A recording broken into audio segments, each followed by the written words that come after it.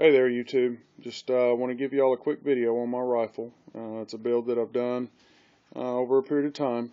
The Smith & Wesson MP15 OR is what it was originally.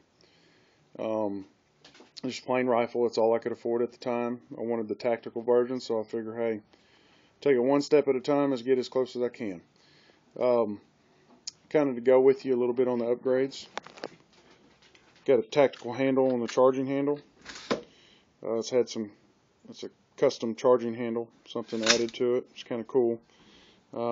Same thing on the forward assist and on the dust cover. Those are items, that obviously is not Smith & Wesson, but something I saw on the internet, and I thought, hey, this is kind of neat. Rear flip-up sight. It's a Smith & Wesson MP15 rear flip-up sight.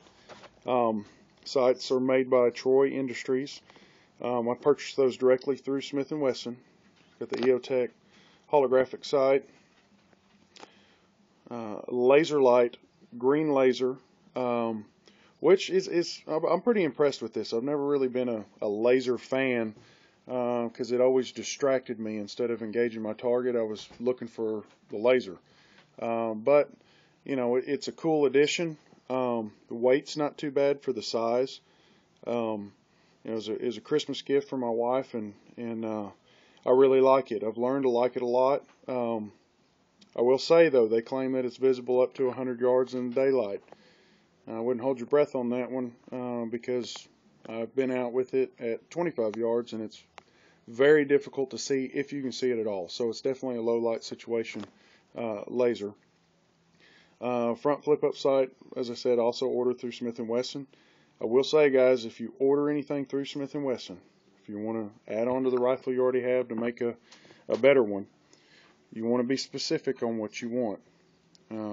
For example, I called and asked for this front flip-up sight, and they sent it to me, and they sold it to me, but they didn't send the screw or the clamp. Had to call them back.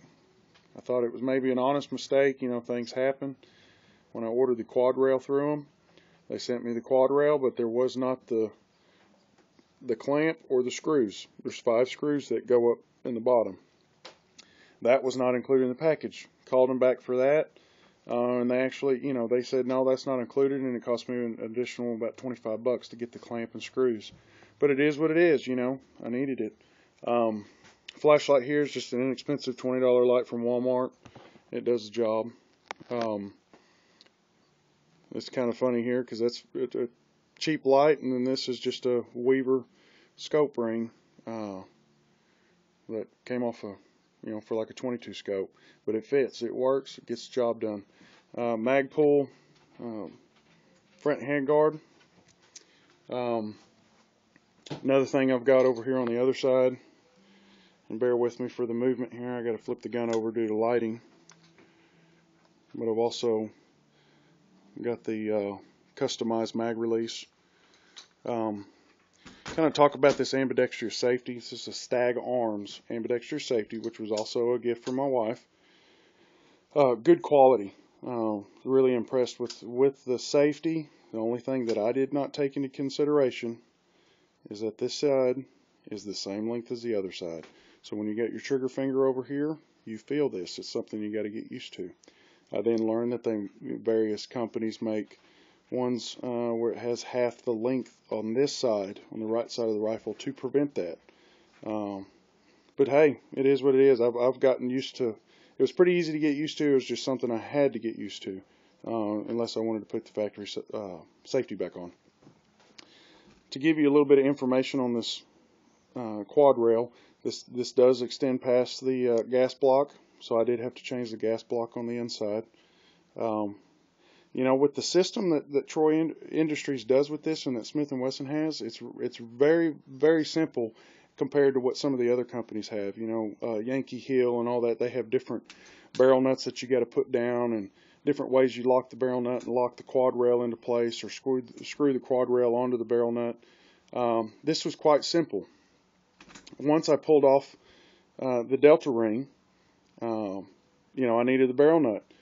So what I did is I just broke down the delta ring, used the factory barrel nut, this quad rail bolted right to it, I confirmed that with Smith & Wesson to make sure that was the correct way to do it, and they said, yeah, it's how it's made to go. So it was a matter of just putting it in place and bolting it down. It was quite simple. Give you all an idea of what the gas block is on the OR version. This was the original gas block that came with the gun. Fairly simple to take off. I know some people have problems with, getting it break loose that first time. Once I knocked that pin out and back this Allen screw out, it came right off. It was actually a blessing. And that's pretty much it. That's just kind of a fun way to pass time.